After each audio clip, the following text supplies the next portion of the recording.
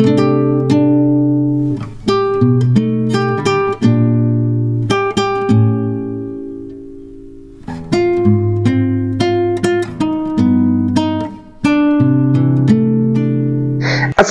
warahmatullahi wabarakatuh. Salam sejahtera, salam bersatu Nusantara, dan salam sehat untuk kita semua.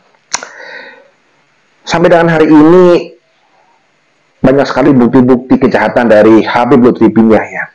Orang yang selama ini dianggap sebagai waliullah, orang yang selama ini dianggap sebagai Habib yang cinta NKRI, punya Habib yang wow segalanya tanpa celah. Bahkan saya sendiri pernah jadi muhibbinnya. Iya. Tetapi ketika masalah politik nasab ini heboh, nah, ternyata muncul satu persatu, 100 per 100, 1000 per 1000, bahwa Habib Lutfi bin Yahya itu ternyata bisa dibilang orang yang paling berbahaya di Indonesia ini. Selain dia itu gemar sekali memasukkan makam leluhur Nusantara yang dijadikan sebagai leluhur Ba'alwi dengan nama-nama Ba'alwi, dia juga telah membelokkan sejarah NU, membelokkan sejarah Jatman. Dia orang yang paling sempurna di dalam kejahatan di Nusantara ini. Tapi ada saja, banyak malah orang-orang yang masih tetap menganggap Habib Lutfi bin Yahya itu adalah orang yang super. Kemudian ada pertanyaan, loh kalau kejahatan Lutfi bin Yahya itu sudah jelas, kenapa kok dia masih berlenggang? Bahkan dia sekarang mendapatkan banyak sekali penghargaan, masih dengan posisi Watim Pres. Bahkan kemarin diberi anugerah Bintang Mahaputra. Banyak sekali. Ya, itu kadang-kadang bisa menjadi sebuah dilema bagi orang yang tidak paham. Tapi dia Lutfi bin Yahya. Kalau tidak seperti itu ya bukan Lutfi bin Yahya namanya. Kemudian untuk menanggapi masalah polemik nasab tersebut yang sedang ramai sekarang, ternyata Lutfi bin Yahya itu membuat sebuah tanggapan soal huru hara baru-baru ini. Iya, yang disampaikan oleh Habib Lutfi di dalam tanggapannya itu seolah perkataan seorang sufi yang tawadu, yang ngeslow, yang asyik, yang enjoy, penuh sekali dengan keharuman, penuh sekali dengan daging, penuh sekali dengan kenikmatan, penuh sekali dengan yang enak-enak. Ini saya bacakan ya. Nih, ya dulu sebentar ya. Nah, tanggapan Habib Lutfi soal huru hara baru-baru ini. Tapi orang-orang thariqah tidak pantas mengurusi hal itu. Sebab berita-berita yang ngomong macam-macam itu mengotori hati. Kita sadar bahwa kita wong ahli la ilaha illallah, yang mana hati kita selalu dipoles dengan la ilaha illallah. Kok ketika muncul informasi macam-macam, jur kita iki nanggepi, orang malah jadi bersih hati, malah ngotori hati. Itu bukan kelakuannya wong ahli thariqah. Wong ahli thariqah harus pandai memberikan contoh kepada publik. Makanya suara Habib Lutfi disikat dari sini. Nah perlu opo aku nanggepi. Ora waktune, biar saja sing arep ngomong ini, arep ngomong ini, terserah. Masa bodoh.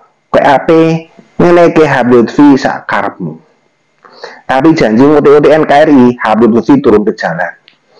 Harus sadar batas-batasannya. Apa penting saya tanggapi? Bukan waktunya. Biar saja yang ingin bicara apapun, terserah. Masa buruh. Kamu ingin memperlakukan Habib Lutfi seperti apa? Terserah kamu. Tapi jika mengacaukan NKRI, Habib Lutfi akan turun jalan. Dawuh Maulana Abah pada Pramuktamar Subang, Habib Lutfi bin Ali bin Yahya, Ketua Forum Sufi Dunia dan Rois Jatman. Santun sekali ya, cinta RG sekali ya. Ini kata-kata orang munafik, kata-kata pengecut, kata-kata yang sebetulnya kotor hatinya.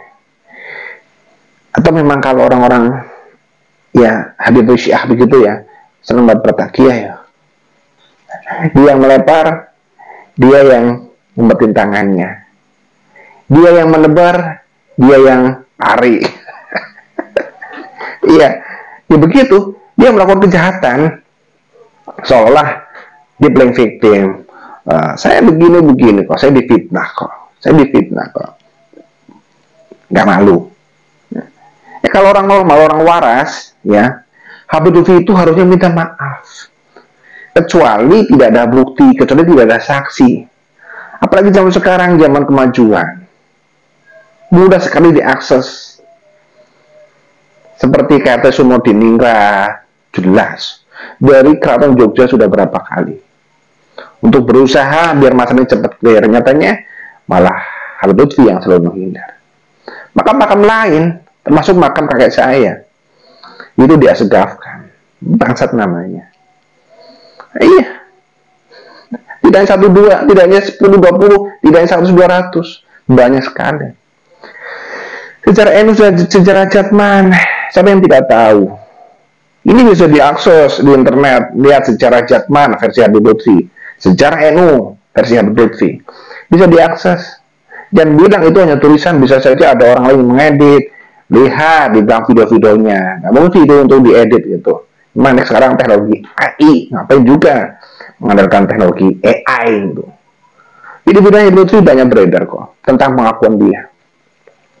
Jadi kalau menurut saya Habib Lutfi itu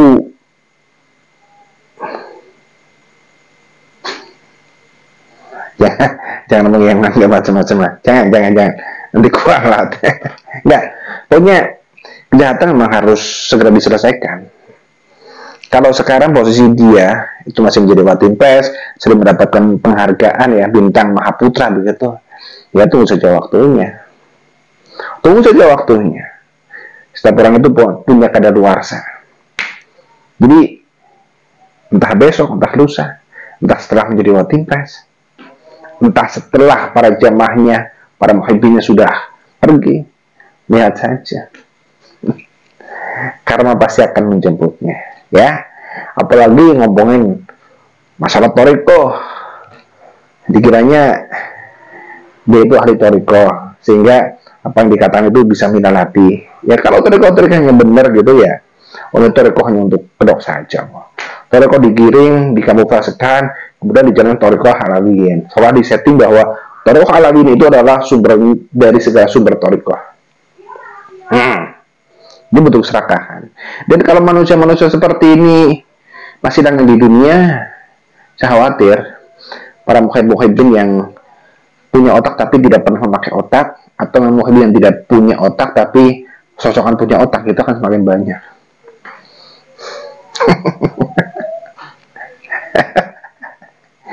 Ini muhibbin yang pakai otak, muhibbin yang tidak pakai otak, muhibbin yang tidak punya otak. Nah, itu muhibbin yang tidak punya otak. Pokoknya gitu ya, seorang Habib Lutfi di dalam menangani masalah nasab ini seolah berstatement dengan bijak, dengan tawadu, dengan kata-kata yang cinta NKRI, tapi itu hanya sebuah kamuflase. Itu adalah bentuk takiyah, ya. Apalagi sekarang Habib Lutfi itu benar sekali untuk playing victim. Jadi stop untuk mengikuti Habib Lutfi. Oke? Kita tetap harus menjaga negeri ini, ya. Karena siapa lagi? Jangan sampai negeri ini diacak-acak oleh Habib Lutfi lagi, ya. Mari kita jaga negeri ini dari tangan-tangan orang-orang jahat, dari para pencuri makan dan dari para pencuri nasab.